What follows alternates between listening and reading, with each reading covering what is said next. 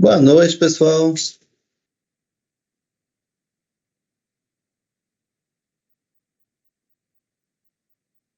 Boa noite. Tudo na paz com vocês? Boa noite. Tudo na paz, graças a Deus.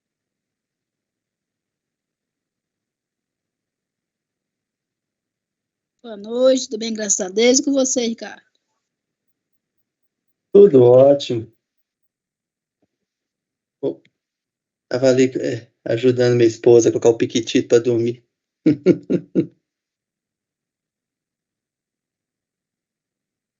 Isso é bom.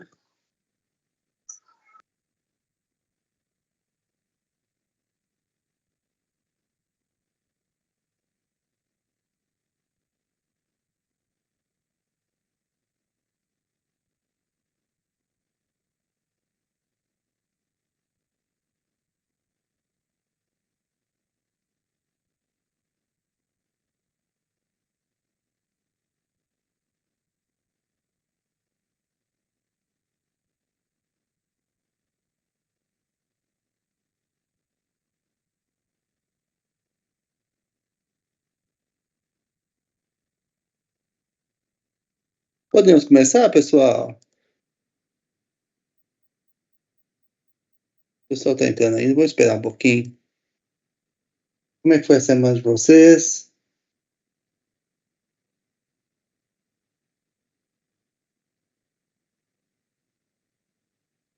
A minha foi bem, graças a Deus. Graças a Deus, tudo bem também. E com vocês? Um feriado assim é bom, né? Você ter 3 dias para dar uma respirada. Jesus! E esse povo que não quer diminuir as horas de trabalho do brasileiro, né? Eu penso assim que tal da escala 6-1, falei assim, gente, se eu tenho o privilégio de ter 2 dias de folga, sábado e domingo, né?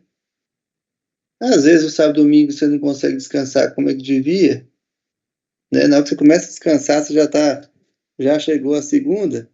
Eu imagino um trabalhador de 6-1 trabalhar segunda a segunda, pegando ônibus, às vezes 2 horas de ônibus para ir para o trabalho, 2 horas para voltar do trabalho, e ainda trabalhar mais 9 horas, né? Que tem hora do almoço.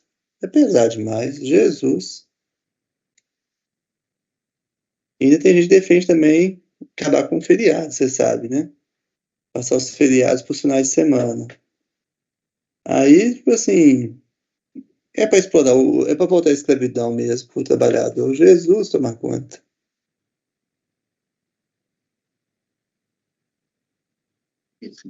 Eu fico pensando ainda nas mulheres, né, Ricardo? Além de trabalhar tantas horas, às vezes ainda chega em casa, filhos, né, a família. Sim. Triste a gente pensar em tudo isso, porque realmente a nossa carga não é fácil, não.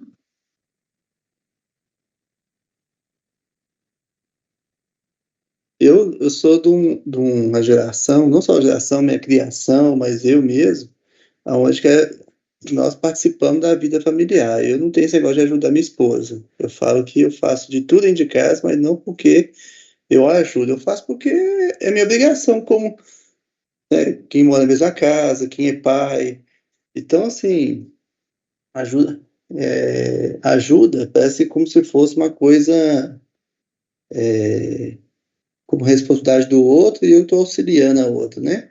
Eu não, faço de tudo. Então, nós dois aqui, é, tudo a criança está junto, lavar, passar, cozinhar, arrumar a casa, está tudo junto. Então, assim, e ainda assim é pesado. Agora, se é uma família onde que, infelizmente, fica mais pesado só para a mulher e que é a maioria dos lares, que aí a jornada vira tripla, né? Aí realmente, aí as mulheres, eu tenho meio a meio da casa, né? Eu e a esposa. Agora, quem não tem o meio a meio, aí é pesado demais, né? Aí é terrível, porque não tem não tem 6 por 1, né? É 7 dias da semana direto, né? Então tá bom.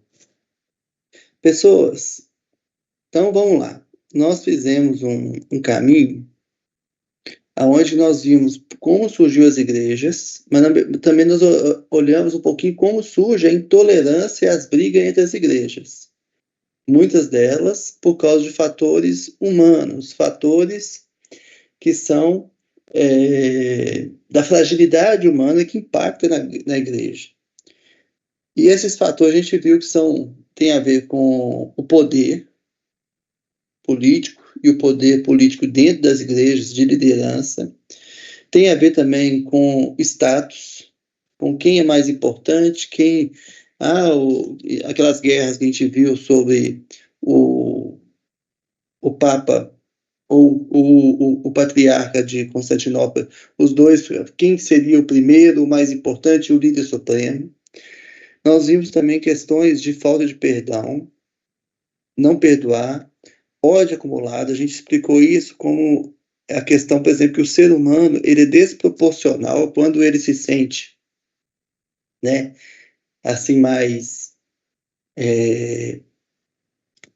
machucado, ferido, ele vai acumulando aquilo. Quando ele solta aquilo através seja de palavras, seja de ações, ele solta com muito mais força do que recebeu, né? Nós vimos também uma questão: por que existe tantas igrejas que falam mal uma das outras, né? Por que tem tanto ranço de umas igrejas por outras? A gente falou sobre o bode expiatório, vocês lembram disso?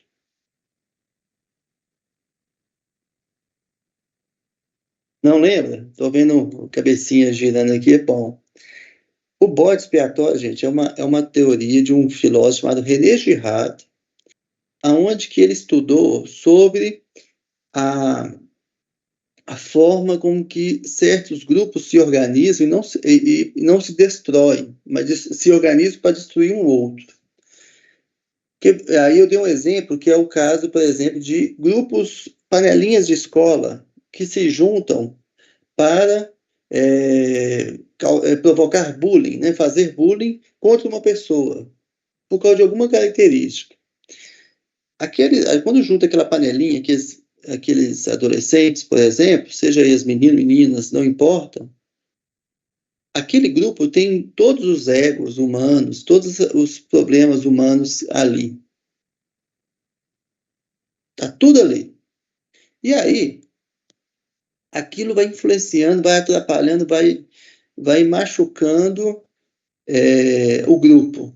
E aí alguém olha uma característica de uma outra pessoa, por exemplo, aquela pessoa é gordinha, e começa a criar uma moção coletiva para que os esforços que eles têm para destruir um ao outro seja para destruir aquele que é o chamado bode expiatório.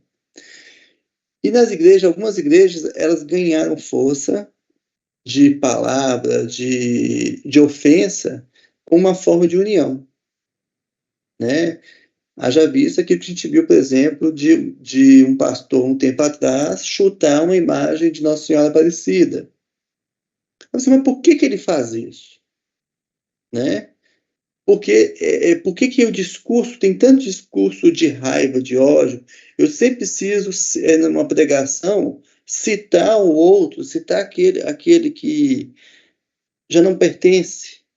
Né? Eles parecem que não seguem a vida deles, parece que eles sempre têm que lembrar da Igreja Católica, das imagens disso. É uma forma de coesão, de manter a coesão do grupo deles. Ele mantém ali, cozinhando a raiva, né? Porque aquilo une. Aquilo une. Né? Então, assim, é o que acontece, por exemplo, com as religiões de matriz africana. Hoje existe um ódio assim, pesado em relação, por exemplo, às igrejas, não as igrejas, né? Mas as religiões de matriz africana, candomblé, ubanda, com demonização, com destruição de terreiros, violência. Aí você fala assim, gente do céu, mas por que tanto esforço para destruir o outro? É uma forma de coesão de grupo. Aquela igreja, às vezes, ela não está unida no centro que é Jesus Cristo, no amor ao próximo. Até, às vezes, os pontos de união estão em destruir o outro. Às vezes ela não tem ação, às vezes tem só no discurso. Mas o discurso ele vai unir porque as pessoas. É igual a teoria da conspiração. É mesmo. É igual quando tem umas manifestações, a pessoa chega até calminha, mas ela vai ganhando energia e vai empolgando e vai gritando também. Exemplo também é um time, uns torcedores no estádio. Você chega assim meio desanimado, triste, você vou assistir. Aquele grupo, aquela massa de pessoas vão causando uma energia que provoca que as pessoas entrem na onda. Somos seres humanos, e isso tem, né, em nós. Essa moção coletiva, ela pode ser usada por bem quanto por mal. A gente viu, por exemplo, a questão de fé, religiosidade e religião.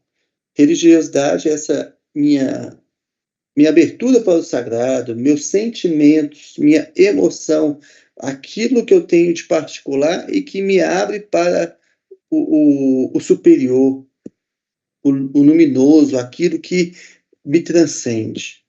A religião, então, ela organiza essa subjetividade que é a, né, religiosidade. Para ela organizar isso, ela pode fazer através de ritos, regras, e muitas vezes esses ritos e regras vão ir contra os meus valores. Então, as igrejas, às vezes, elas cedem a algumas tendências subjetivas ou não, elas não vão ceder, porque elas têm aí firme a sua doutrina, seus ensinamentos, sua forma de organizar. E aquela pessoa vai falar o seguinte: eu não gosto mais daqui. Aqui não tem, é uma roupa que não encaixa em mim. E funda outras igrejas.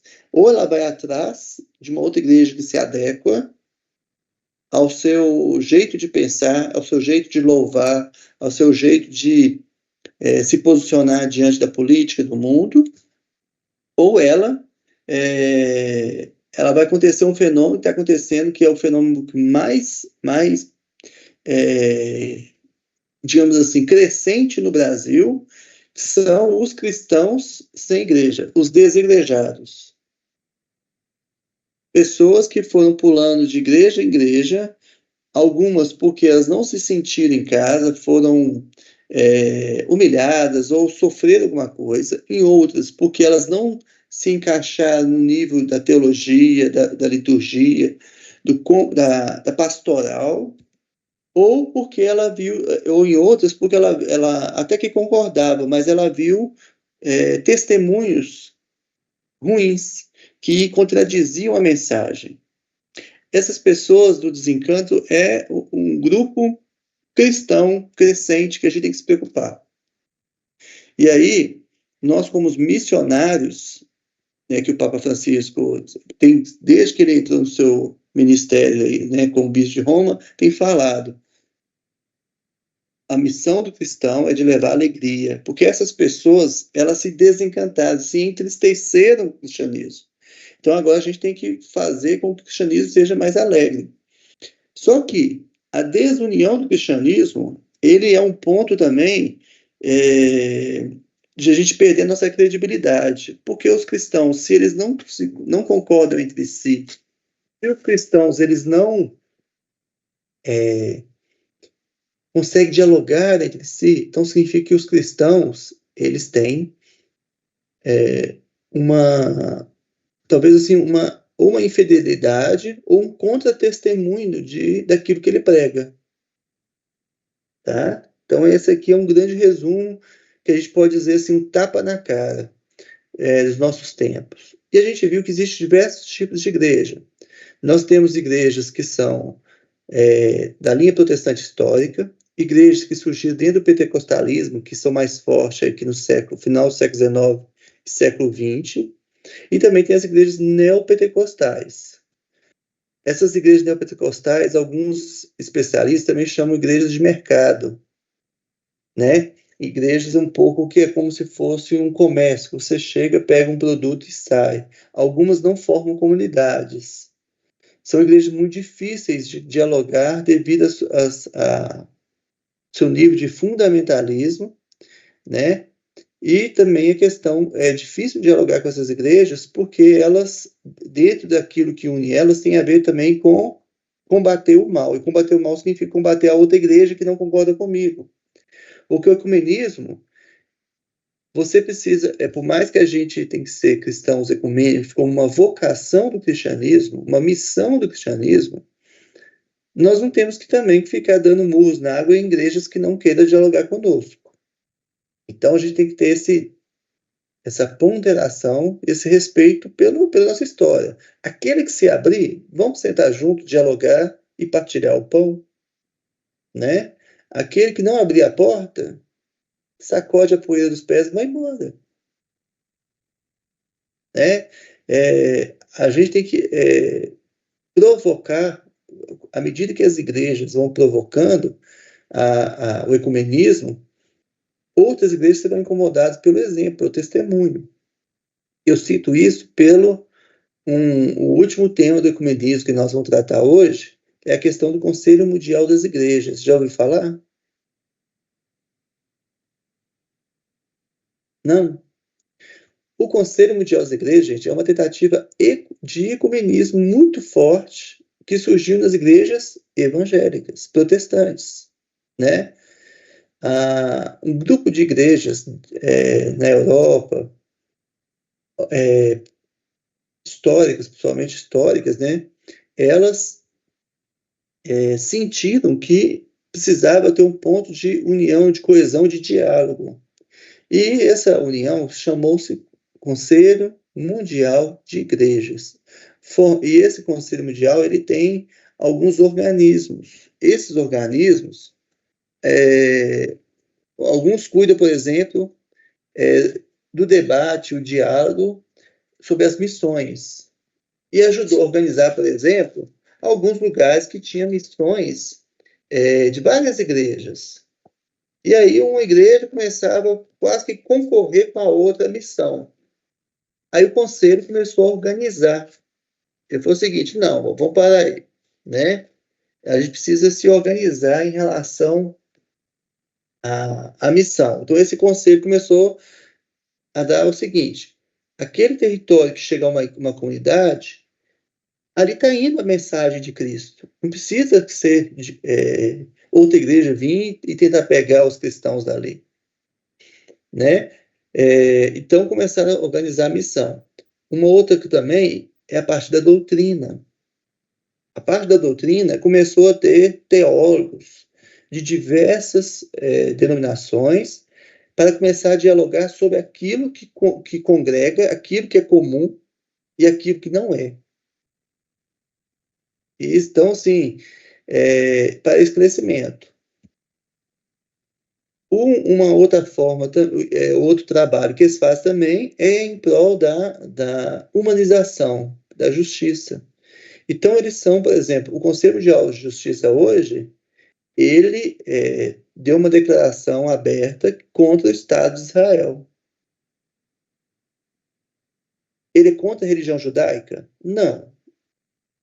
Mas contra o Estado de Israel, que tem feito todo um processo de opressão e justificativa de guerra contra o pessoal lá da Jordânia, né, Líbano, Jordânia, faixa de Gaza, e agora Irã. A guerra só está aumentando naquela região, né? E Israel parece uma máquina de guerra. Então, assim, eles têm ações em prol da justiça e do bem comum, né? E a nossa igreja, gente, ela não entrou de início. Ela, pelo contrário, viu com muita reserva, porque ela queria que as igrejas se unissem a ela, a Igreja Católica, né? Então, a nossa igreja foi um pouco tupetuda. Só que ela, com o tempo, foi se abrindo. Quando é que o Conselho Mundial de Igrejas ganhou força mesmo? Na Segunda Guerra Mundial. Quando viu vários países se unindo para a guerra, e o cristianismo, muitos dos cristãos indo para a guerra, as igrejas começaram a perceber que elas precisavam se unir para ir contra a guerra, né? Nessa época, o Papa nosso era Pio XII, e Pio XII começou a se abrir também para o Conselho Mundial de Igrejas, começou a ver com outros olhos. Mas o Papa do ecumenismo mesmo, que mudou bem os olhos, foi João XXIII, né? Santo João XXIII. E foi ele que fomentou que tendo o Concílio Vaticano II, saiu documentos sobre o ecumenismo e que a igreja precisava se abrir, que ela tinha que sair da arrogância, de se achar a única, mas que ela era una, que ela era a igreja de Cristo, una, santa, católica e apostólica, e por isso podia dialogar, aprender com as outras denominações de fé. O Papa Paulo VI, João Paulo II, sai durante décadas pedindo perdão por todos os erros passados e começa a receber diversas pessoas, líderes de outras denominações. E isso vai culminar, por exemplo, no Papa Francisco. Porque durante o século XX, várias igrejas foram entrando aí no Conselho Mundial de Igrejas, né? E o Conselho Mundial de Igrejas, a gente pode falar o seguinte, a Igreja Católica entrou nele? Não. Até hoje ela não é membro do Conselho Mundial de Igrejas. Olha que coisa. Mas ela hoje dialoga, ela hoje participa dos debates teológicos missionários, ela tem representantes, né? Então a igreja desarmou muito. Por exemplo, quando o Papa Leão XIII instituiu a Semana de Unidade dos Cristãos, justamente na época de Pentecostes, né? Ali as igrejas aceitaram trabalhar junto com a Igreja Católica essa questão da unidade. Sempre tem oração, promovendo promovendo estudos, promovendo liturgias, celebrações, ações sociais, pastorais em conjunto, né? Então, o Papa Francisco ele foi muito forte nessa questão de acolher o Conselho Mundial de Igrejas, né? O Brasil ele tem muitas igrejas que participam do Conselho Mundial, tá bom, gente? Então, assim, deixa eu compartilhar até o site deles aqui para vocês. Deixa eu compartilhar aqui, ó. Aqui, ó. Conselho Mundial de Igrejas, esse aqui é o site deles. Deixa eu pegar para vocês. São 352 membros hoje, tá? Deixa eu ver se... deixa eu colocar em espanhol aqui, que fica mais fácil para todo mundo ler. Então, quem faz parte hoje? A maioria das igrejas ortodoxas, que são as bizantinas e orientais, seja elas bizantinas ou orientais, tá? As bizantinas são aquelas que ficam ali na Turquia, na Grécia, nos Balcãs, e as orientais ali, Rússia, Ucrânia, e diversas outras, por aquela região. As anglicanas, as batistas, as igrejas que nasceram na África, as evangélicas, que seriam, né, as calvinistas, as luteranas, menonitas, metodistas, morávias, pentecostais, reformadas, as veterocatólicas, né, as velhas católicas, que são as igrejas que não aceitaram o Concílio Vaticano I, as igrejas unidas independentes, tá? Esse contexto em igrejas unidas, o que significa isso? Igrejas que eram menores e que se uniram. Elas fizeram um ecumenismo autêntico e bem feito e bacana. Então, são chamadas igrejas unidas. Tem igrejas também independentes, tem os discípulos de Cristo, Igreja de Cristo, e tem a Igreja da Síria. Se alguém quiser saber os nomes deles, por exemplo, você vem cá, por exemplo, tem as famílias de igrejas. Aqui, ó, as famílias de igrejas, você vai ver dentro, por exemplo, você vai pegar assim, a igreja anglicana, você vai pegar um conjunto enorme de igrejas anglicanas no mundo todo. Por que as igrejas evangélicas, por exemplo, a católica é uma só, né? Como católica romana, mas dentro da igreja católica romana há diversos tipos de ser igreja católica apostólica romana, todos sobre o guarda-chuva de Roma, né? A gente já conversou sobre isso, que a gente precisa, inclusive, de um ecumenismo dentro da nossa própria igreja, que a gente acha que só tem uma liturgia, só um jeito de orar, mas tem várias, né? Então, aqui são as igrejas anglicanas, né, que estão esparramadas para o mundo todo. E tem, ainda assim, aí a católica, é a nossa. Vamos pegar aqui para ver se está aqui. Olha lá, Igreja Católica. Quando a gente pega, não está. Sinto muito, nós não podemos encontrar nenhuma igreja membro que corresponda a esses filtros. Então, a Igreja Católica não entrou como membro, apesar de ter um diálogo eficaz, tá? E no Brasil? Vamos pegar no Brasil aqui, quer ver? Ó? Peraí. Nós temos um conselho chamado CONIC, que é um conselho, que é uma forma de organizar, é um conselho ecumênico, né, onde que a gente tem as igrejas que dialogam, se respeitam, que compartilham experiências. Quem são os membros? São os batistas, que é a Aliança Batista. Aí você fala assim, participa da Aliança Batista, a Igreja Batista da Lagoinha? Não. A Igreja Batista da Lagoinha, ela é uma igreja neopentecostal. Ela, inclusive, tipo assim, muitos batistas até questionam se faz parte dela, sabe? A Igreja Católica Apostólica Romana, a Igreja Episcopal Anglicana do Brasil, a Igreja de Confissão Luterana e a Igreja Presbiteriana Unida, né? A Igreja Metodista saiu do CONIC, então lá, pra você ver, parece que a gente dá um passo para frente e tem igrejas que saíram, que é o exemplo da Metodista, né? Então, assim, o ecumenismo é uma missão árdua, difícil da gente dar conta de unir verdadeiramente as igrejas, porque esbarra sempre no fator humano, do egoísmo ou do ego, né, da vaidade, ou de algum embate teológico mais intenso que não soube perdoar frases difíceis. Então, esses fatores humanos são os grandes impeditivos, tá bom? Acho que eu resumi as últimas aulas, não resumi? Alguém lembra de uma outra coisa? A gente entrar na parte bíblica?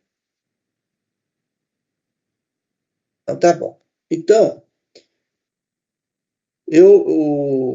nós vamos fazer o seguinte, nós vamos agora entrar na Bíblia, tá? Para entrar na Bíblia, a gente, então, deixa eu colocar aqui.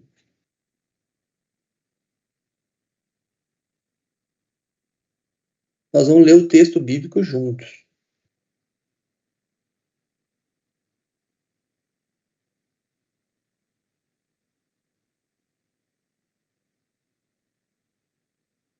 Então, vamos lá.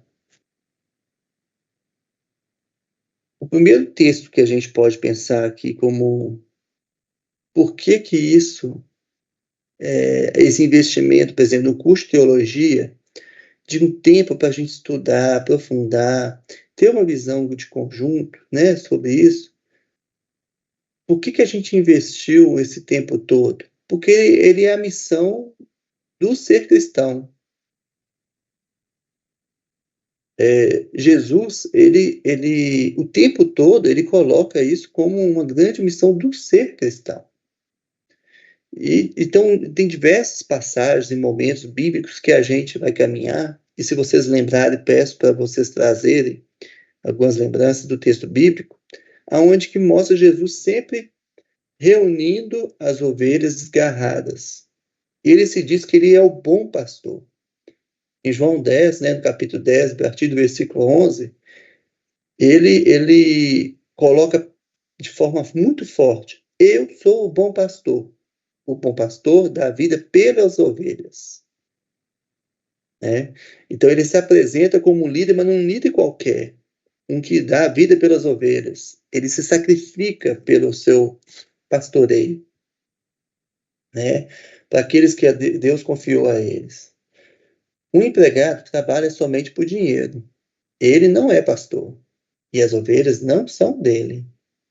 Por isso, quando vê um lobo chegando, ele abandona as ovelhas e foge. Então o lobo ataca e espalha as ovelhas.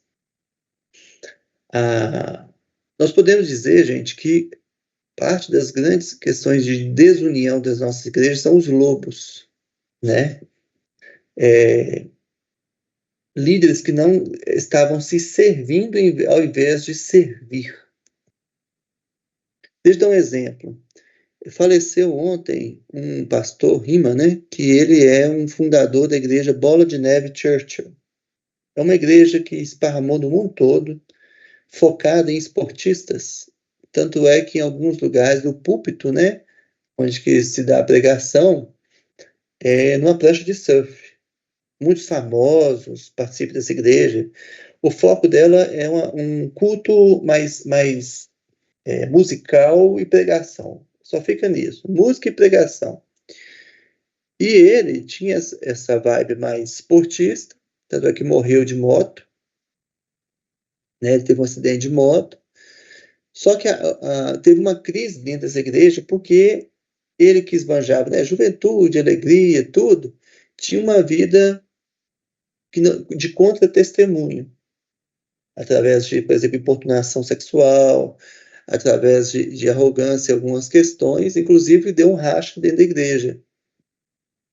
E isso, assim, o lobo, ele pode ser justamente esse contra-testemunho, pessoas que vão dividir as igrejas, né? O lobo aqui é plástico. Outra questão, ele abandona, tá? Esse abandono, você pode ser um líder dentro da igreja e ainda abandonar ela. É o que aconteceu com os papas, que em vez de preocupar com a igreja, ele ficou mais preocupado com o seu poder, seu lugar, seu trono, que ele podia. Tinha vários momentos na igreja que tinha até o questionamento sobre qual que era o Papa verdadeiro. Tinha um Papa em Avignon e tinha um Papa, por exemplo, em Roma. 2 papas. E eles viveram durante algumas décadas, e os papas que foram sucedendo, né? Essa divisão, eles ficaram, em vez de preocupar em resolver os problemas, eles estavam mais preocupados em manter-se no poder. Então, essa passagem de Jesus, ela faz uma leitura completa de tudo que a gente conversou nas outras aulas. No versículo 13, o empregado foge porque trabalha somente por dinheiro e não se importa com as ovelhas. Quando eu digo que tem igrejas de mercado, né, o grande foco no dízimo, o grande foco em orações fortes, que eles chamam assim, né, de exorcismos, de curas, de libertação, de processos emotivos, de choro, de religiosidade exacerbada. Muitas igrejas trocam isso por dinheiro. E tem um discurso muito forte de angariar dinheiro. Você fala assim, como é que a gente dialoga, seja com uma igreja dessa? No nível do evangelho, seria muito mais no nível da justiça. Uma pessoa ela poderia estar alienada e ela precisaria, às vezes, ter seus olhos abertos para aquela situação. Só que se a gente não tiver um diálogo aberto e carinhoso, nós podemos entrar em brigas e dividir mais e afastar mais. Então, ser profeta nesse mundo e nesse tipo de contexto religioso vai demandar a gente criatividade e rebolado. Porque você chegar para uma pessoa, falar que ela é alienada de uma igreja que tá com foco só em recebimento financeiro, você pode estar arrumando mais confusão, você pode estar afastando ela mais do que atraindo. Então, o caminho seria muito mais da misericórdia, do respeito, né? E é o que os estudiosos do ecumenismo, os pastores do ecumenismo, seja eles católicos ou evangélicos, eles recomendam, né? Não entrar no embate, por mais que o evangelho seja crítico ao trabalho só por dinheiro. E Jesus insiste: eu sou bom pastor, eu me importo com as ovelhas. Assim como o Pai me conhece, eu conheço o Pai, assim também conheço as minhas ovelhas, e elas me conhecem. Estou pronto para morrer por elas. Esse versículo 15 aqui, nós temos uma questão também que é importantíssimo a gente ter crítica. Por quê? Um dos motivos que a Igreja Católica separou, poderia ser, teve sua divisão, é o tamanho. Uma igreja que ficou grande demais, tão grande que esqueceu do cuidado. No Concílio de Trento, o concílio que a gente fez a reforma da Igreja Católica, né, a Contra-Reforma, se firmou que todos os bispos e padres que eram cardinalatos, né, eles tinham que estar na sua diocese. Eles queriam ficar só nos grandes centros, só em Roma, recebendo os dízimos do pessoal lá de onde que era a sua diocese. E o próprio Concílio de Trento, muito assertivo, falou assim: não, você tem que ser pastor entre os seus. Ali é a responsabilidade sua de cuidar das ovelhas confiadas por Jesus. E o Papa Francisco, ele vai mais além, ele fala que é preciso pastores com cheiro de ovelha. Não é só estar lá, mas conhecê-las. Então, o que dividiu a igreja não foi só. Eu falei sobre os problemas humanos que fizeram, mas também o tamanho da igreja e a falta de cuidado. E tem gente que ainda constrói grandes catedrais, grandes igrejas suntuosas, achando que isso une. Isso aí tem nível simbólico. Igual, por exemplo, Belo Horizonte está construindo uma catedral, né? A Catedral lá de Cristo Rei, uma igreja moderna, com uma arquitetura totalmente diferente. Aí você fala assim, qual que é a função de uma catedral? Ali é para dar visibilidade. A função de uma igreja daquela é dar visibilidade do cristianismo católico. Isso significa que nós vamos fazer comunidade? Não. Para fazer comunidade é preciso conhecer as pessoas. O cristianismo, muitas vezes, ele funciona em pequenas comunidades do que nas grandes. Os grandes eventos, deixa eu dar um exemplo, a Torcida de Deus, que a gente faz em Corpus Christi, né? Vai lá para o Mineirão, que tem gente. Ali é reunir as pequenas comunidades numa grande comunidade. Então, é importante esses grandes eventos, esses grandes símbolos? Sim. Mas o dia a dia ele acontece no pequeno. As pequenas igrejas que acontecem dentro das casas, as pequenas igrejas que acontecem, né, em círculos bíblicos, em novenas de Natal, em reunião para aprofundar a campanha da fraternidade, em vias sacras, em orações do texto, em pastorais, nas nossas paróquias e comunidades. Então, esse versículo ele fala um pouquinho sobre esse ser igreja e como manter a coesão das igrejas. É conhecer uns aos outros como Cristo nos conhece, como conhece cada ovelha. E aqui o versículo 16, ele é um chute no estômago. Tenho outras ovelhas que não estão neste curral. Eu preciso trazer essas também. E elas ouvirão a minha voz. Então elas se tornarão um só rebanho com um só pastor. E aí eu gostaria de dar uma pausa aqui e gostaria de ouvir vocês. Ouvir vocês sobre isso aqui, ó. O versículo 16. Tenho outras ovelhas que não estão neste curral. Eu preciso trazer essas também. e elas ouvirão a minha voz. E então elas se tornarão um só rebanho com um só pastor. Está com vocês. Quero ouvi-los.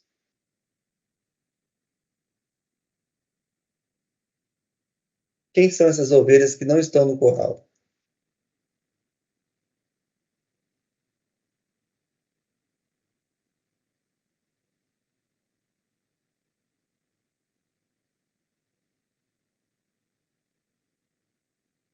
O povo caladinho, hein? Os outros que não estão no seguimento de Jesus? Pode ser. Então a gente pode falar de um diálogo interreligioso. A gente que Jesus entende eles que são ovelhas, mas não estão no curral? Podemos entender que outras igrejas, outras religiões, né, que não acreditam em Cristo.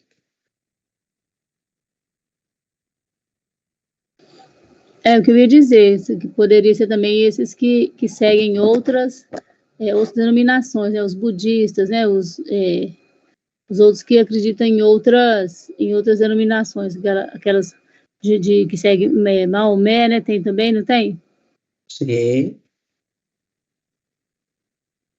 Eu imaginei que fossem esses. Mas a gente pode pensar também no nível da nossa igreja, nosso umbiguinho particular, não pode?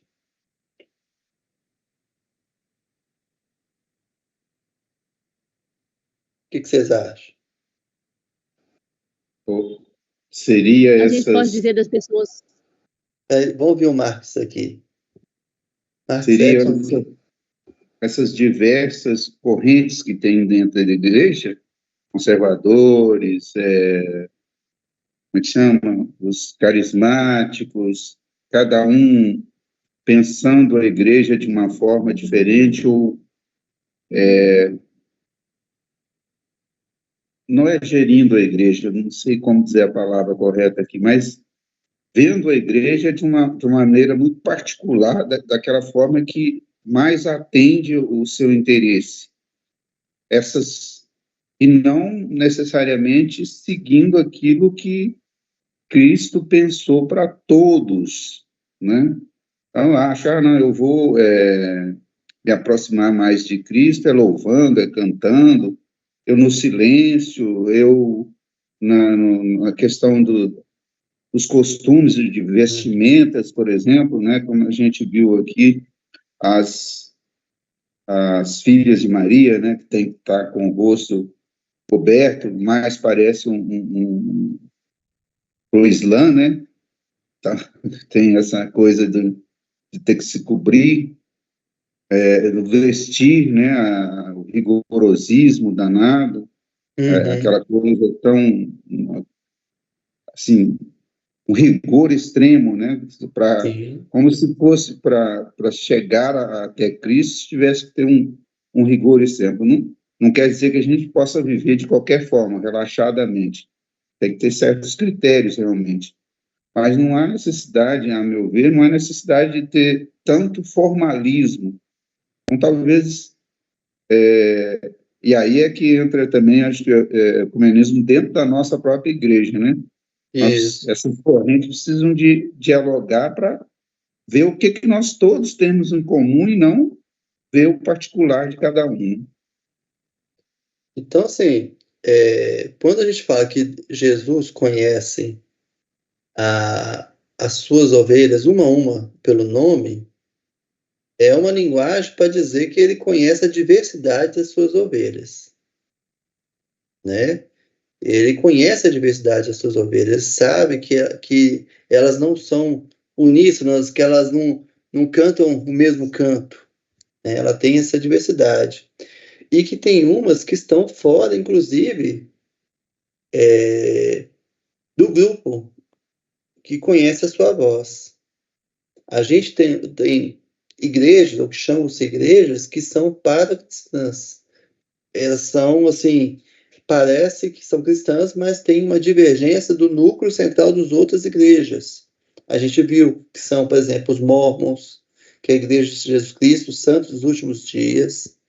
A gente viu que também tem os Testemunhos de Jeová, tem gente que fala com os adventistas, né? Então, assim,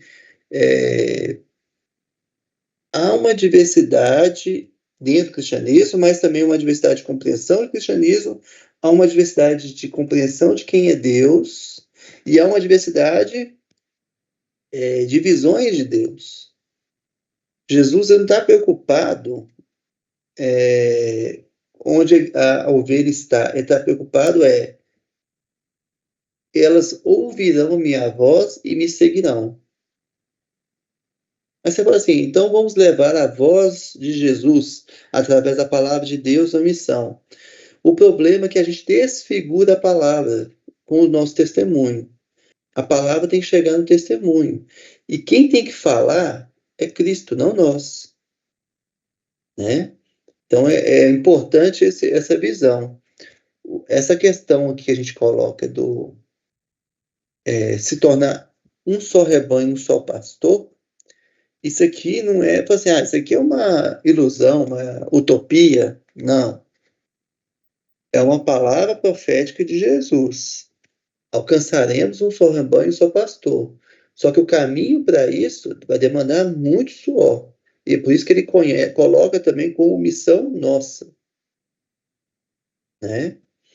Então, a gente, com essa frase de Jesus, tenho outras ovelhas, nós temos que tirar a arrogância da religião verdadeira, da igreja verdadeira,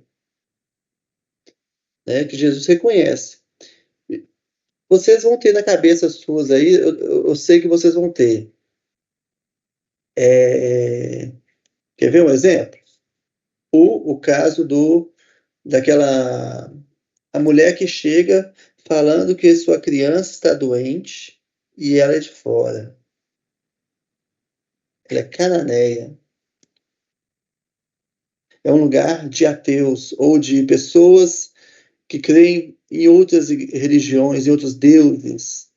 Ali é uma mistura de várias coisas. E Jesus fala, grande é sua fé, não encontrei fé igual em Israel.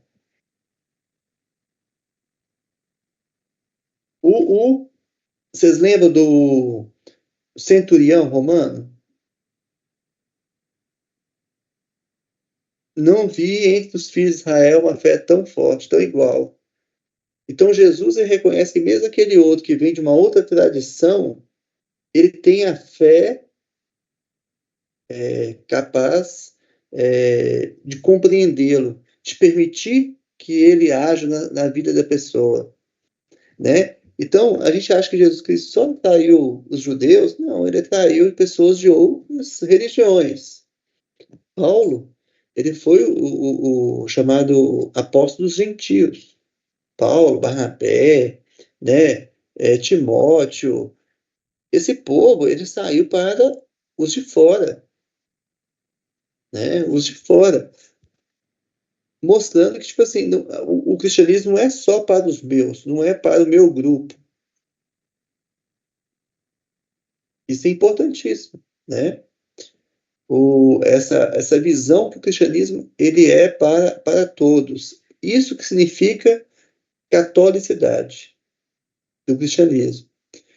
Quando uma igreja evangélica fala assim, eu também sou católico, significa que é uma igreja aberta. O problema é que, se é aberta para todos, nós temos criado um fechado para nós. É aberta para todos que quiserem entrar, mas se um outro cristão chegar aqui de outra denominação, não vem, não. Então, o ecumenismo ele vai recuperar a catolicidade, a unidade, que é ser una. A igreja de Cristo é una. E todos são una com a igreja de Cristo se congregarmos na mensagem de Cristo. E ela é apostólica. O que significa apostólica? É uma questão muito problemática para o ecumenismo. Jesus, ele transmite as palavras para os apóstolos e os apóstolos vão transmitindo essa fé recebida do Cristo. Então, toda igreja que ela congrega nessa ideia de apostolicidade, aonde que ele está como representante dos apóstolos, aonde que o seu líder ou seu ministro ordenado seja alguém que foi de mão em mão ao longo dos séculos recebendo a ordem daqueles que são os apóstolos. Se voltar lá atrás.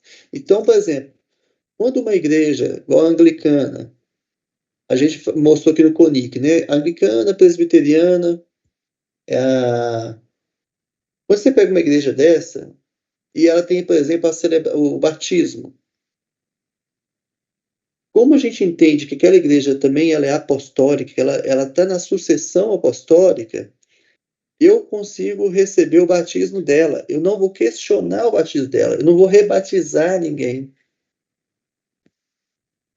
Porque o batismo daquela outra igreja é tido como autêntico. Ah, mas a pessoa mudou de igreja. Ela não mudou de religião. Ela mudou de forma de ser cristão. Eu reconheço a história como uma pessoa passou na outra igreja. Só que ela se encantou com a nossa. E nós temos vários exemplos. Tem tido um retorno para a Igreja Católica. Alguns retornos através do encanto, né? O Papa Francisco trouxe uma mudança. A Igreja Católica, muita gente veio para o Papa Francisco. Mas teve uns também que vieram, igual, por exemplo, quando a Igreja Anglicana, ela já tinha liberado, por exemplo, o sacerdócio feminino, né? Só que aí ela permitiu também o sacerdócio homoafetivo. Sempre existiu, só que a Igreja Anglicana tomou uma posição assim, para que fica esse trem velado, escondido? É humano, é real, então se permite que a pessoa conviva com o seu parceiro ou sua parceira, homoafetivo, para ser autêntico, verdadeiro, para não ser falso. Aí a ala mais conservadora da Igreja Anglicana mudou para a Igreja Católica, e na época é o Papa Bento XVI. Então, assim, a Igreja Católica Romana não vai aceitar isso. Então, tem conversões positivas, mas também tem conversões que a gente pode falar o seguinte, que mudou para a Igreja Católica por critérios de conservadorismo, né? Agora, tem gente que, por exemplo, mudou para a beleza litúrgica. E tem um caso interessante, que é de uma filósofa, ela, ateia, uma cabeça extremamente erudita, formação científica, de leituras de tudo quanto né, tipo assim, grande pensador, e ela era uma ateia convicta, não acreditava em nada. Aí, um dia, ela, caminhando pela calçada, ela escutou o canto vindo da igreja. Ela sabia que aquele canto era gregoriano. Ela conheceu a história da arte, ela, como filósofa, ela tem que estudar a filosofia da arte, história da arte. Ela sabia que é o canto gregoriano, ela já tinha escutado. Mas ela, naquela agitação da vida, ela se deu o prazer de tentar e ouvir um momento onde os monges estavam ali orando através do canto. E naquele momento, ela sentada numa igreja extremamente vazia, silenciosa, e os monges lá fazendo as suas laudas, cantando, ela tem uma experiência de Deus e se converte, não só a Deus, ela faz um encontro com Deus, ela tem uma experiência religiosa, de fé, de encontro, como também uma experiência onde que a beleza arrastou ela para uma comunidade. Então é uma coisa interessante, porque essa forma de ser igreja, como a gente pode conquistar, ela pode vir através do abraço, do laço, mas também através da beleza. É por isso que a igreja tem que se preocupar com a sua estética também, né? O pessoal fala assim, mas a igreja católica faz procissões, parece ultrapassado. As procissões, elas no nível hoje da cidade, elas representam uma estética, um jeito de se apresentar, um jeito de se posicionar como cristão católico, de viver o cristianismo, por mais que seja uma prática que hoje está cada vez mais vazia. Eu lembro que, tipo assim, entre uma igreja e outra, eu cresci no Riacho, só que o Riacho era a comunidade da igreja de Confidentes. O Riacho era Sagrado Coração de Jesus e Confidente Nossa Senhora do Sagrado Coração. A distância entre eles é um pouco mais de 3 quilômetros. É lógico que as procissões, elas faziam um zigue-zague. A procissão de Sexta-feira da Paixão, por exemplo, o final da procissão estava saindo de uma igreja, a cabeceira estava chegando a outra. O tamanho de procissão que era, né? Então, assim, era absurdamente grande a participação. Hoje não é. Porque as pessoas também têm questão do final de semana. Por isso que é importante a gente estar falando sobre a escala 6 por 1, né? É por isso que é importante, inclusive, a gente pensar, ter o descanso, o sábado como o dia de descanso, né? Também, porque as pessoas estão tão cansadas que a vida até religiosa foi o seguinte, eu não vou nem gastar o esforço para andar, né? A pessoa está cansada, né? E a fé, a demanda caminhada, suor, né? Engajamento. Então, pessoal, essa visibilidade cristã é importante. A forma com que a gente atrai para a nossa igreja, ela tem que ser revista. Nós temos que conquistar pelo jeito de conviver.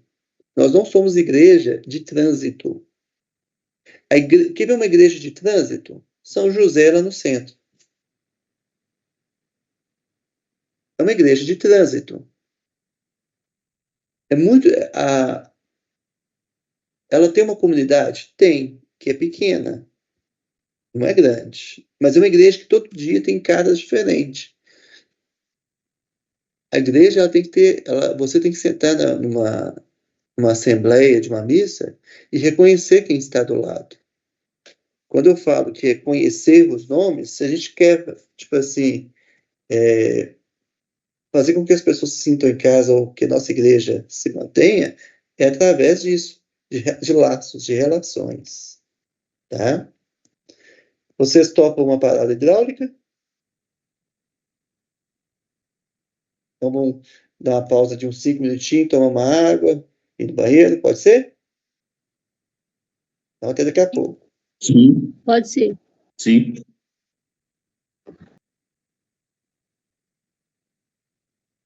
Voltamos.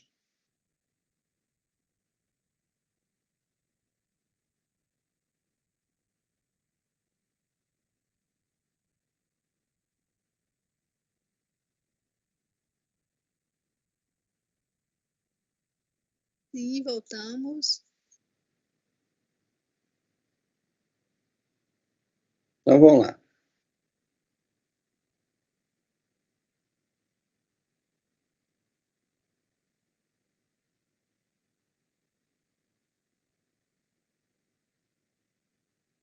E a gente entra agora em João 17, que é a chamada oração sacerdotal de Jesus. Vocês fizeram o curso do Evangelho de João já, gente?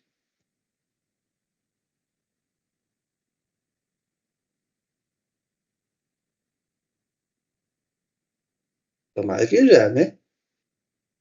Então, no Evangelho de João, antes de Jesus está percebendo, está chegando a sua hora. Jesus faz uma oração onde que ele dialoga com o Pai. Ele diz ao Pai uma elevação de quem ele é, de quem é o Pai e do que ele espera do mundo. Então ele roga pelo mundo porque ele sentiu que está percebendo que a sua hora chegou. E aqui a gente tem a vontade de Jesus da unidade. Agora estou indo para perto de ti. Eles continuam no mundo, mas eu não estou mais no mundo. Pai Santo, pelo poder do teu nome, o nome que me deste, guarda-os para que sejam um, assim como tu e eu somos um. Quando estava com eles no mundo, eu os guardava pelo poder do teu nome, o mesmo nome que me deste. Tomei conta deles, e nenhum se perdeu, a não ser aquele que já se ia se perder para que se cumprisse o que as Escrituras Sagradas dizem. E agora estou indo para perto de ti, mas digo isso enquanto estou no mundo, para que o coração deles fique cheio da minha alegria. Então, esses 3 primeiros versículos, antes de a gente passar para os próximos versículos, Jesus roga para que Deus guardar para que sejamos um, como o Pai e Jesus são um. Então, assim, a Trindade, o ecumenismo, ele se deposita na Trindade, porque na Trindade o Pai, o Filho e o Espírito são um, e a igreja tem que ser um com a Trindade. Como eles são um, que nós sejamos um. Né? E para isso ele pede que se guarde, que o Pai guarde isso em nós. Né? Ele diz isso com uma motivação de alegria. Então, o motivo de viver a união das igrejas, dos cristãos, ele deve ser uma palavra de esperança. Aí a gente continua aqui no versículo 14. Eu lhes dei a tua mensagem, mas o mundo ficou com ódio deles porque eles não são do mundo, como eu também não sou. Não peço que os tires do mundo, mas que os guardes do maligno. Assim como eu não sou do mundo, eles também não são. Que eles sejam teus por meio da verdade. A tua mensagem é a verdade. Assim como tu me enviastes ao mundo, eu também os enviei. Em favor deles, eu me entrego completamente a ti. Faço isso para que, de fato, eles também sejam completamente teus. Então, vamos dar uma olhadinha devagarzinho para esses versículos. Cada um merece uma longa e merecida conversa, né? Mas a gente, pelo que não dá tempo, mas é muito profundo que Jesus ora ao Pai. Primeiro, a mensagem que Jesus prega é a mensagem do Pai. Ele fala, a mensagem do Pai é uma mensagem que causa contradição no mundo. Né?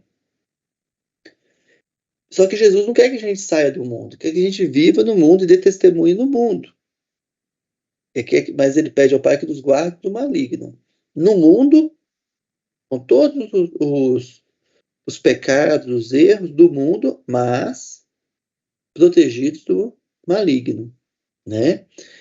Jesus fala que ele não é do mundo, assim como nós também não somos. Mundo, nesse contexto de João, significa toda a realidade voltada para o pecado, para o erro. Então, nós não nascemos para o pecado, nós nascemos para o bem, para a verdade. E a verdade é a salvação. Que eles sejam teus por meio da verdade, ou da salvação, ou do amor, da misericórdia. Então, verdade tem aqui um sentido de salvação. E como é que a gente encontra essa salvação, encontra essa verdade? Na mensagem. E quem proclama essa verdade? Jesus Cristo. Né?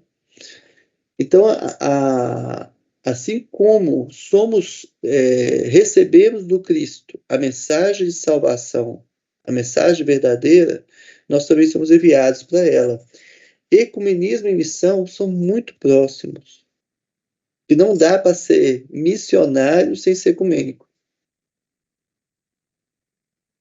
E não peço somente por eles, mas também em favor das pessoas que vão crer em mim por meio da mensagem deles.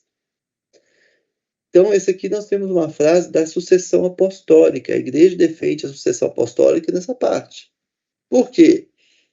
Jesus, ele ora pelos seus, mas ora por todos que crerão nele por meio da mensagem missionária, do anúncio, da pregação do evangelho através das comunidades de fé que virão.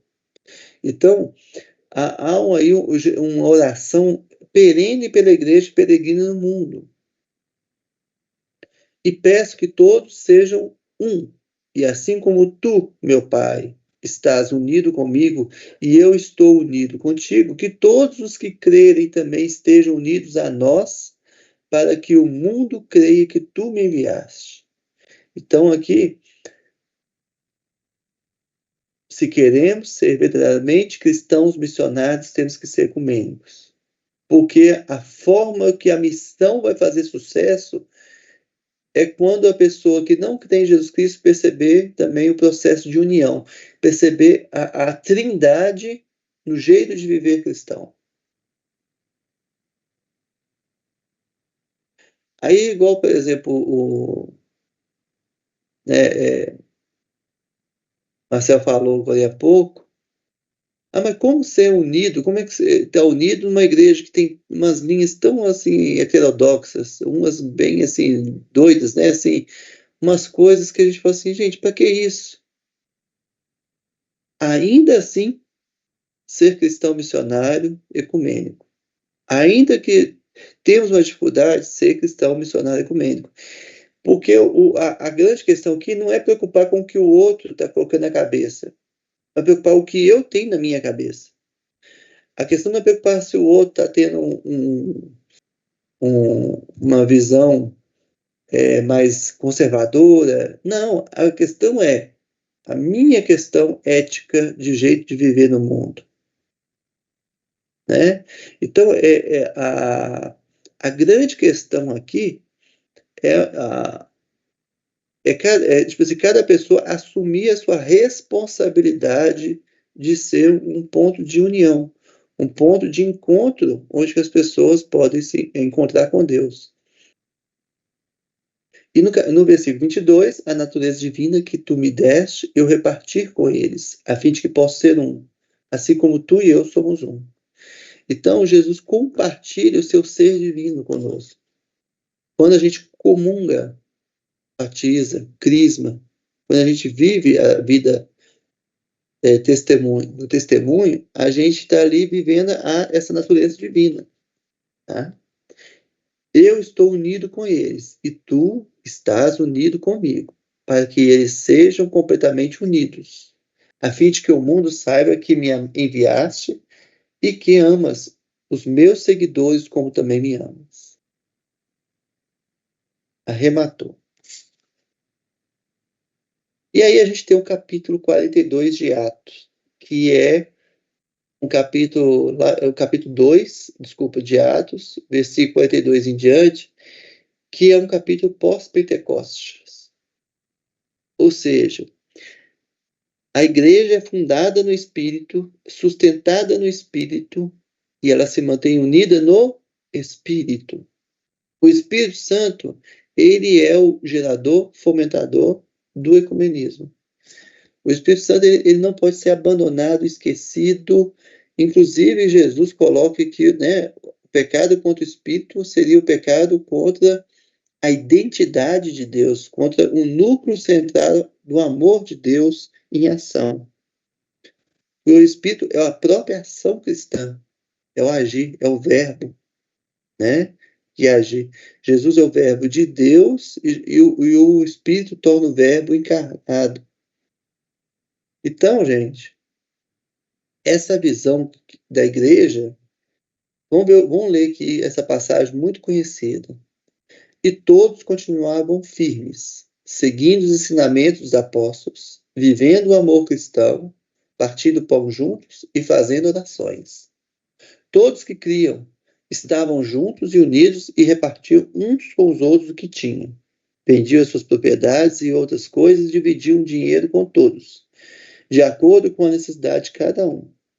Todos os dias, unidos, se reuniam no pátio do templo e nas suas casas partiam pão e participavam das refeições com alegria e humildade. Aqui nós temos um resumo do ecumenismo. E aí eu coloco com vocês aqui. Qual que é o resumo do ecumenismo? Que vocês estão muito caladinhos. Né? O que a gente pode tirar de resumo de missão dos nossos 4 encontros?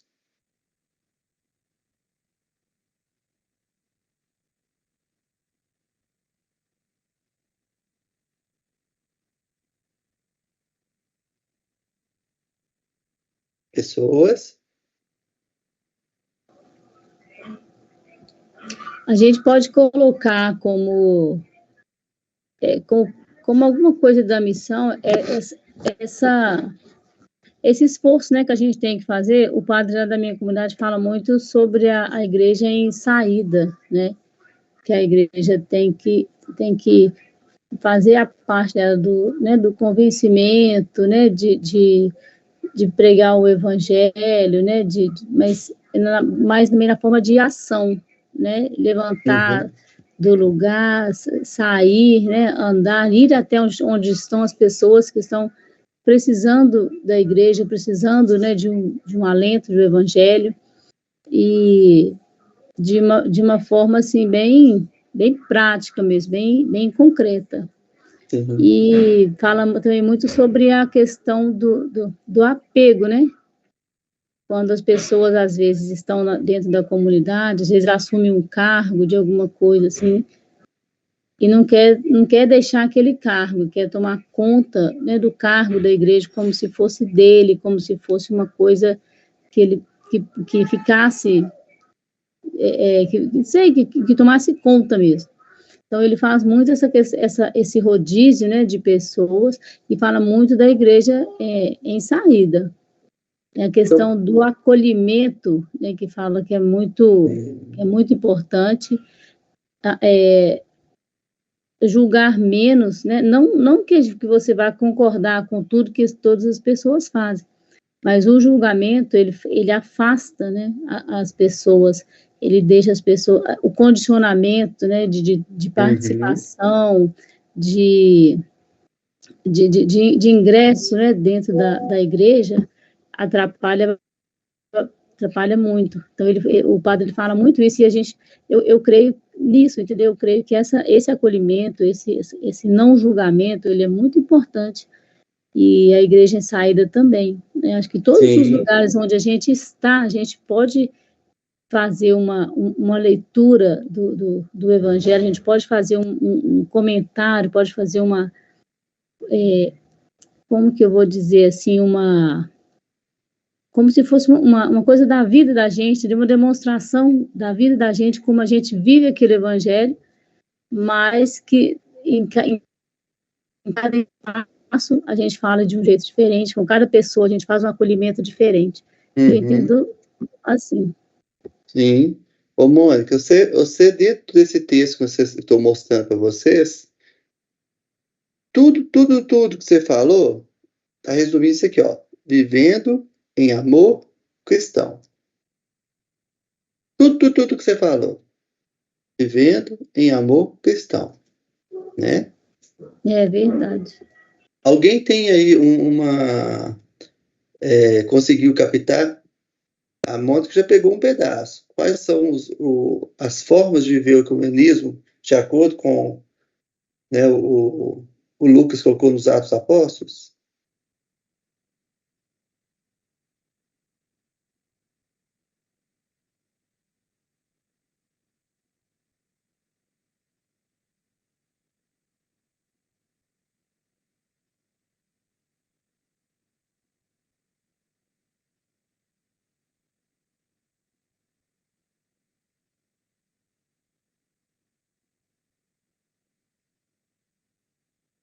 Nossa, e nós vamos precisar de mais 4 aulas, gente.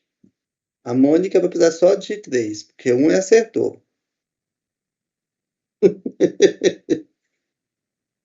Vamos lá. O que resume como tarefa do ecumenismo? Ainda bem, pelo menos um.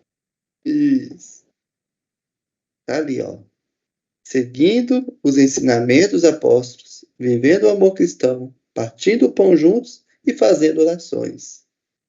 Essa é a tarefa ecumênica.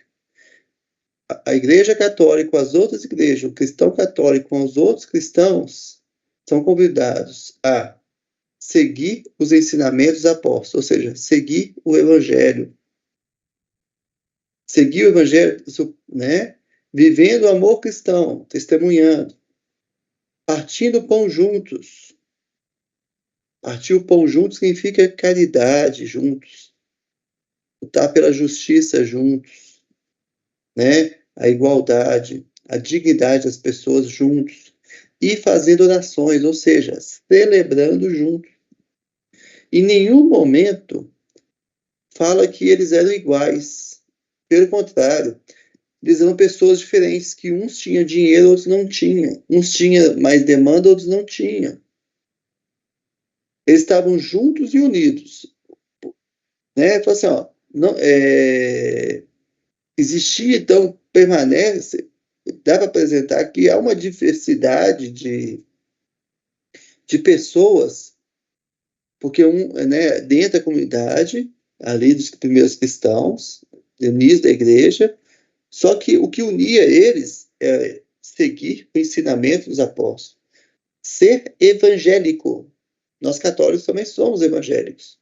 Seguir o ensinamento dos apóstolos, vivendo o amor cristão, que é tudo que a Mônica falou, do testemunho, da missão, do respeito, do cuidado, né? Partindo o pão juntos. Aí partir o pão juntos é muito legal, que quando, por exemplo, CONI, que as campanhas das fraternidades ecumênicas, tinham umas coisas muito bacanas, gente. Quando juntava para protestar contra alguma injustiça na sociedade, várias coisas saíram da campanha da fraternidade. Eu lembro de um que eu era criança, não criança, adolescente, assim, jovem. Eu lembro que a igreja propôs uma campanha da fraternidade sobre os idosos, sobre a questão da dignidade para os idosos, né? A questão do abandono, a questão de que não tinha leis de proteção, que não tinha médicos especialistas, que vários problemas em relação aos idosos. E era uma questão que várias igrejas, com a fraternidade, várias igrejas se uniram para fazer. Passou poucos meses da campanha, teve aí um Estatuto do Idoso, que foi votado como leis de proteção, não só no nível, por exemplo, do abandono, de maus tratos, mas também de políticas públicas, de ter especialistas em terceira idade. Então, por que a gente ganhou tanta força? Só foi a Igreja Católica junto? Não. Foram várias igrejas juntos, que estavam partindo o pão da justiça juntos, né? Mas também fazendo orações, celebrando juntos. Então é muito importante. Daqui então fica a nossa mensagem. Se eu tiver a oportunidade de viver uma experiência ecumênica, fique isso na sua cabeça. Eu poder dialogar com a pessoa de outra igreja, que eu estou seguindo os ensinamentos apóstolos, vivendo o amor cristão, partindo o pão juntos e fazendo orações, né? E aí, a igreja reza por isso, a nossa igreja reza por isso, tá? Esta aqui é a quinta oração na oração universal da Sexta-feira da Paixão. Eu gostaria que alguém lesse para nós como uma oração, e a gente aqui entrar em comunhão com a igreja e a gente precisa introjetar isso em nós, essa abertura para o ecumenismo. Quem poderia ler essa oração para nós? Posso ler? Claro. Pela unidade dos cristãos. Oremos por todos os nossos irmãos e irmãs que creem no Cristo, para que o nosso Deus e Senhor se digne reunir e conservar na unidade da sua igreja todos os que vivem segundo a verdade. Continua? Sim.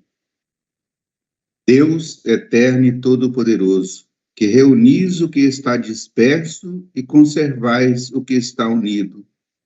Velai sobre todo o rebanho do vosso Filho, que a integridade da fé e os laços da caridade unam os que foram consagrados por um só batismo, por Cristo nosso Senhor.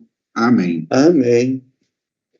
E aí, essa fé da igreja que ela acredita, que ela busca, se torna também ação. E eu vou convidar vocês também, agora uma outra pessoa a ler conosco, essa oração pela unidade dos cristãos.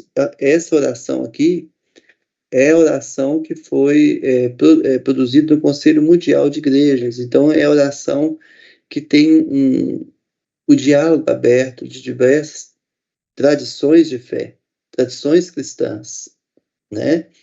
E uma oração lindíssima, que tem uma poética muito bonita. Eu vou pedir que o grupo, todo mundo abra o microfone, aí seus, tá? Só que vai ser, cada pessoa lê um parágrafo por vez, que aí todos nós vamos lendo.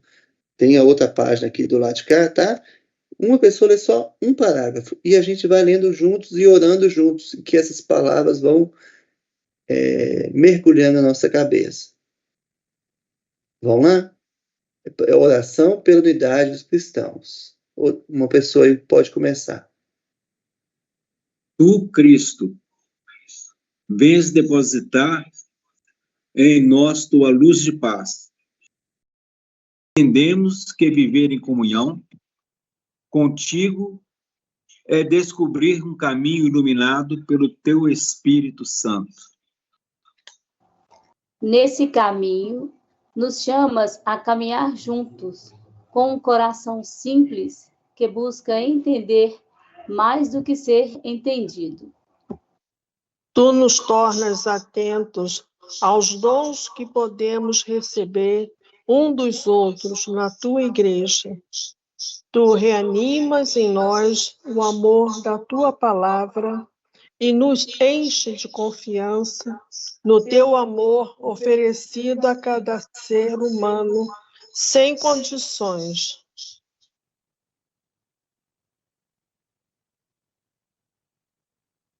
Próxima pessoa.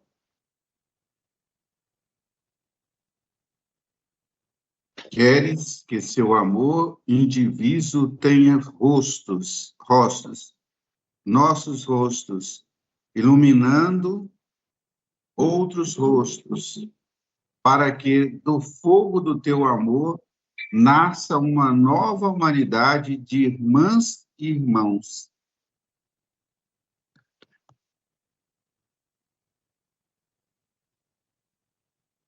Desperte em nós a paixão pela unidade visível de todos os cristãos. Tu nos chamas a nos tornar juntos testemunhas de reconciliação, de escuta e de justiça.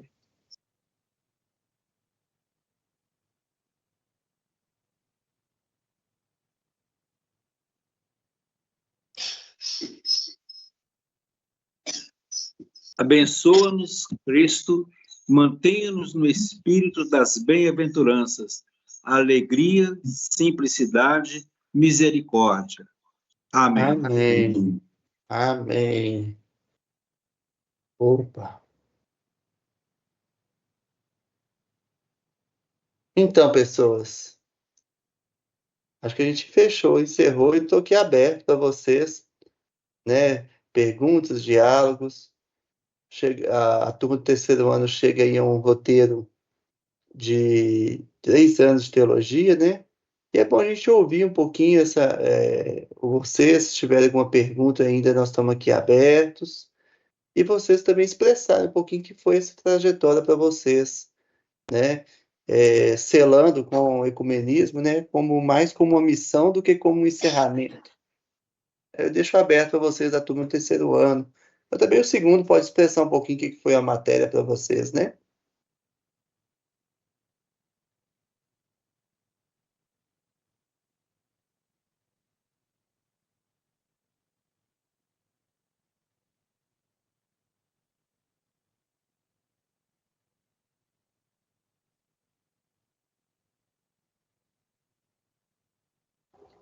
Olha, para mim, eu perdi uma aula, né? Infelizmente, tive depois só ver a gravação. Mas foi um aprendizado muito grande. A gente que vive em comunidade, a gente muitas vezes tem muitas dúvidas com relação a algum comportamento, alguma ação, né, da gente, e às vezes quando a gente percebe, quando a gente estuda e vê que tudo está dentro do coração da gente, tudo está dentro das nossas intenções, né? É lógico que as nossas ações falam muito, mas se a gente ficar só fazendo, né, ou falando, tudo da boca para fora, se aquilo não for com o coração, não for um sentimento, se aquilo não for de verdade, que não adianta nada. né? Então, a gente tem que aprender, né, a sentir de verdade, a ser solidário de verdade. E, às vezes, a gente fica, eu particularmente, tinha muita dúvida. E a gente percebe que muitos padres, às vezes, né, mesmo estão ali direcionando na comunidade, mas eu acho que, dependendo da situação, cometem alguns equívocos. E que isso é normal, assim, às vezes, né, é só uma questão de ponto de vista, uma questão de vivência diferenciada, mas que acontece, né? Antes eu achava isso muito, sei lá, absurdo, né? Como se os padres tivessem que ser perfeitos assim. Então, essas aulas, elas ajudam a gente, pelo menos a mim, a visualizar a questão né, do sacerdote ali também como um ser humano, que às vezes erra, né, como a gente, ou que eles tenham mais,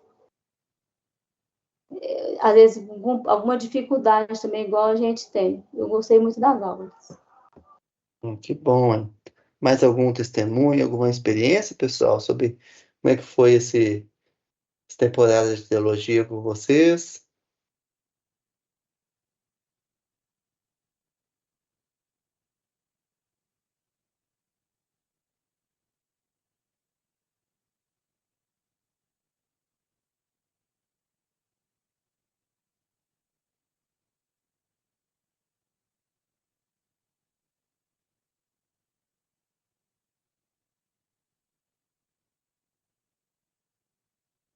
Mas a turma é caladinha mesmo, viu?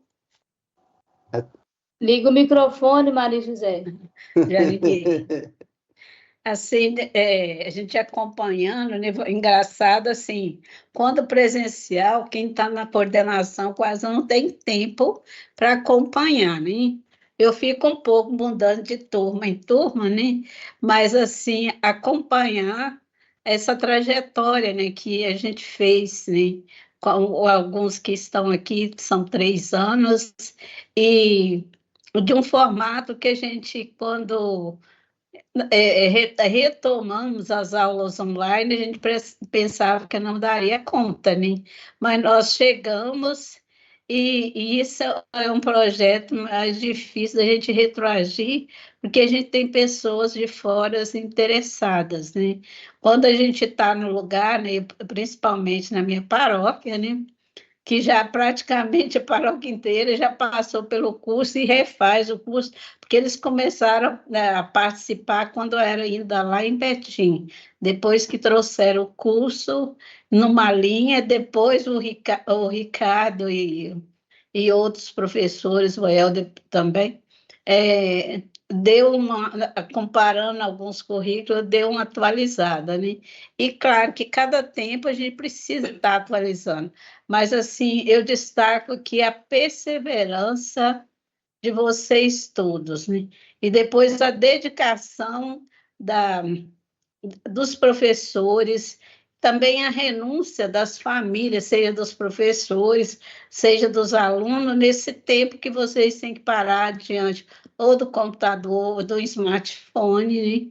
E aí também eu te ressalto aqui a perseverança da irmã Terezinha com 92 anos, mas que está lá atrás, dizer que é um monte, para muitos, mas realmente ela é menino para ela, né? Ela fala os meninos, onde você arrumou esses meninos para dar aula, que não me deixa sair daqui, né?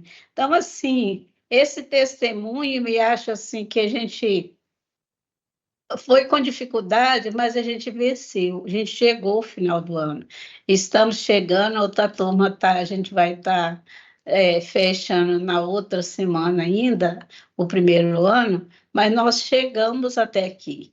E acho que aqui apenas eu acredito assim que os 3 anos ele deu para a gente uma dose assim para a gente sentir o sabor de que a gente vai ter que continuar buscando novas fontes e aperfeiçoando, né? O mundo anda muito rápido e também para a gente acompanhar, a gente precisa estar atualizando sempre, né?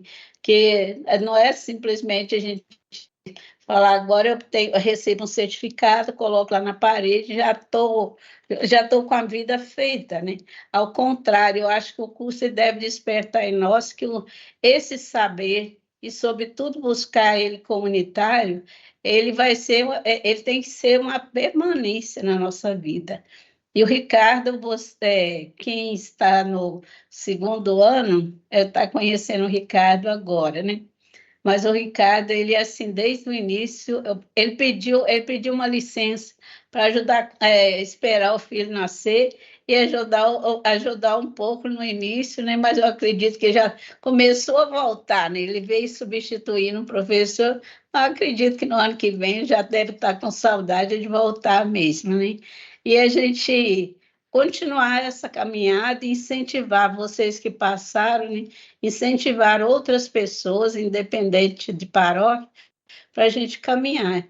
E não esquecer que na terça-feira já tem o convite, a primeira vez que nós vamos celebrar na São Luís Gonzaga, que a gente faz uma itinerância dentro da paróquia, procurando os dias que tem missa durante a semana, para a gente celebrar com a comunidade, né? É um testemunho e, ao mesmo tempo, é um convite vivo para quem não fez, né? Mas, assim, eu tenho, assim, uma gratidão e grande por todos vocês, os professores, e todos vocês que tiveram. Tem uns que, às vezes, estão dentro do ônibus, outro está dentro do carro, tentando firmar o celular, mas, assim, de ver esse interesse, essa busca e essa perseverança. E muito obrigado pelo testemunho de cada um de vocês. E terça-feira a gente encontra, de preferência, vamos 19h30, vamos chegar às 19h20, para a gente já estar lá esperando e acolhendo quem for chegando também. Uma gratidão voltar com vocês também, né? E espero que vocês sejam agora missionários, fofoqueiros santos. Sai divulgando, então, aí a oportunidade para as pessoas fazerem teologia também, de esclarecer, né? Igual a mãe colocou, a questão de a gente ter mais firmeza nos passos que a gente dá na fé, né? Então, assim, se a gente puder ajudar cada um com a reflexão, trazendo aqui um pouco mais de clareza sobre os textos bíblicos, sobre a fé da igreja, a gente vai caminhar um pouquinho menos cabaleante, né? E aí, então, vamos fazer a fofoca santa, divulgar para as pessoas, para os grupos pastorais, pessoas que às vezes estão afastadas da fé também, né? Nós já tivemos pessoas aqui que não eram nem da tradição católica, ou nem eram de muita fé. Por que não convidar uma porta de entrada, o pessoal quer conhecer pela teologia, e aí às vezes a pessoa se encanta. Então todo mundo sai com essa missão, tá bom? E o primeiro ano começou a Bíblia, muitas das vezes os protestantes, alguns, vêm pedir para estudar junto conosco. E depois Isso. alguns resolvem esticar e fazer o curso inteiro. Isso.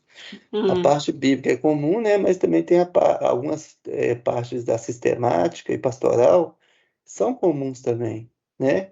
Porque muito específico do catolicismo mesmo são os sacramentos, que é nosso, né? Mas as outras matérias, todos os professores são muito assim respeitosos. Se tiver outra pessoa de outra tradição, o professor vai conseguir respeitar. Só que é lógico, de vez em quando a gente fala dentro de casa, para cozinha, né? Igual a nossa hoje mesmo falei sobre nosso erro da nossa igreja, que até hoje não é membro do Conselho Mundial de Igrejas. A gente pode falar isso dentro de casa, que a gente precisa melhorar, falar nossos defeitos, nossos erros, né? Mas uma pessoa de fora ouvir também não é problema. Porque a gente fala amorosamente, a gente fala para crescer, né? Então pode convidar outras pessoas de outras tradições de fé também, tá bom? E aí o grupo de WhatsApp vai compartilhando, né? Daqui a pouco a irmã manda o link de inscrição, aí vocês vão compartilhando esse link de inscrição, tá bom? É importante não deixar o grupo de imediato, sobretudo o terceiro ano, porque é o meio que a gente vai ter para divulgar, né? Correto. Então tá, muito obrigada, gente. Alguém mais tem alguma coisa ou todo mundo silenciou? Fiz todo mundo dormir.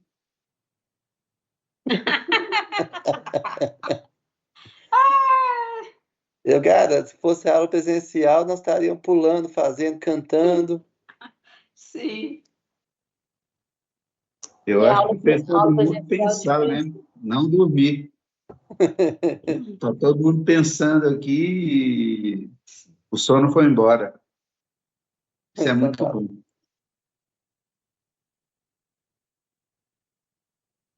Então, Deus abençoe todo mundo, pessoal. Fique com Deus. A gente se encontra em estado da vida. Eu vou ver se eu consigo ir à missa. Não sei se vai dar, mas a gente conversa, tá bom? A gente vai se encontrando por aí. Obrigada, Ricardo.